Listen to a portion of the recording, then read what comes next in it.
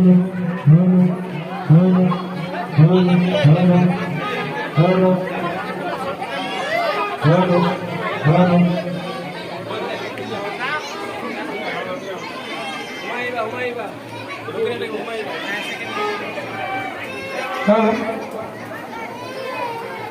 ভক্তবৃন্দ সোমাই আহিব ভিতৰলৈ, কৰিডৰটো জাম নকৰিব।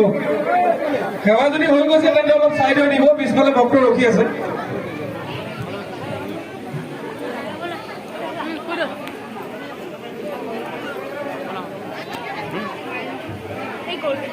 সেৱা যদি হৈ গৈছে তেন্তে আপোনালোকে অলপ চাইড হৈ দিব।